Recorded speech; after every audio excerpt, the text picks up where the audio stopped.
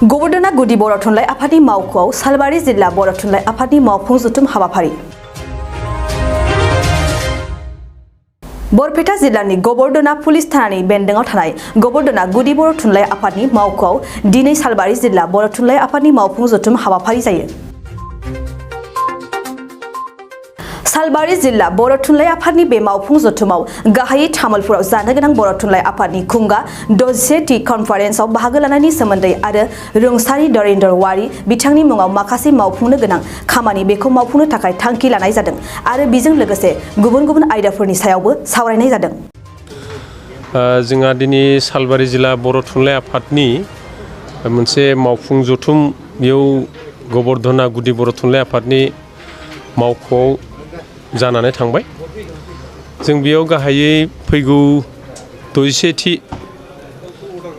बर' थुनलाइ आफादनि तामुलपुर कनफारेन्सआव बाहागो लानायनि सोमोन्दै जों सावरायदों आरो लोगोसे जोंहा रुंसारि मैहुर राजा धरनीधर औवारी बिथांनि थाखाय जोंहा ट्रास्ट खुलिनांगौनि बाथ्रा दङ। बिनि बागैबो जोङो सावरायनानै खायसे हाबाफारि जों सानखांलायनाय जादों, थांखि लानाय जादों आरो लोगोसे रांखान्थियारि आयदाफोरखौ लानानै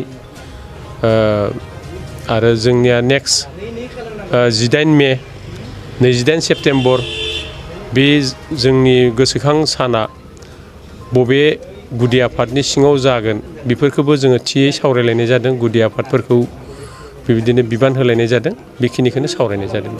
दिनैनि बे मेलाव बबेनिफ्राय बाहागो लाफैदों? दिनै जोंनि बे जिल्ला आफादनि सिङाव गासै मोन 9 प्राइमारि कमिटि दङ बा गुदि आफाद दङ। बे गुदि आफादफोरनिफ्राय गासैबो बाहागो लाजोबदों।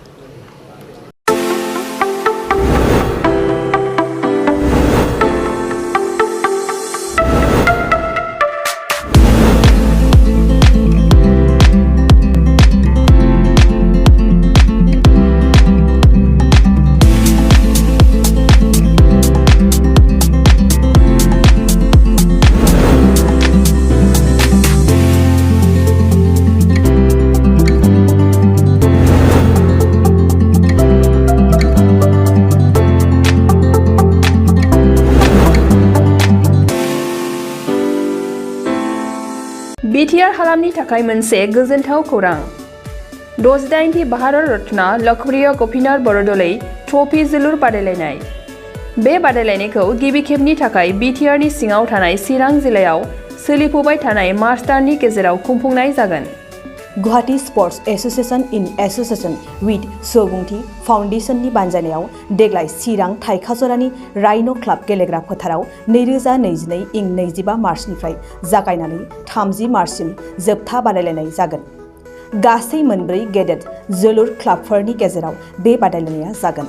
बे गेदेर जोलुर क्लाबफोरनि मुंफोरानो जाबाय north east united FC, united Chirang Duar FC, चिलं लाजं FC आरो आसाम रेजिमेन्टेल सेन्टार। बादायलायनायनि सम खाना होखानाय बादियै 25 मार्च खालि नर्थ इस्ट इउनाइटेड एफसि आरो United Chirang Duar FC, 26 March खालि शिलं लाजं एफसि आरो आसाम रेजिमेन्टेल सेन्टार, 27 मार्च खालि नर्थ इस्ट इउनाइटेड एफसि आरो आसाम रेजिमेन्टेल सेन्टार, 28 मार्च खालि इउनाइटेड चिरां दुवार एफसि आरो शिलं लाजं एफसि, 29 मार्च खालि आसाम रेजिमेन्टेल सेन्टार आरो United Chirang Duar FC, 30 March खालि नर्थ इस्ट इउनाइटेड एफसि आरो शिलं लाजं एफसिनि गेजेराव बे बादायलायनाया जागोन। जानो थांनाय बे बादायलायनायनि टिकेटखौ दानिफ्रायनो टिकेट काउन्टाराव होनाय जाबाय। नायनो गोसो गुदुं एबा जोलुर बादायलायनायखौ मोजां मोनग्रा सुबुंफोरा थाबैनो टिकेटनि थाखाय 9547461257 जानबुं नम्बराव जगाजग खालामहरनो हागोन एबा बुकिं खालामहरनो हागोन।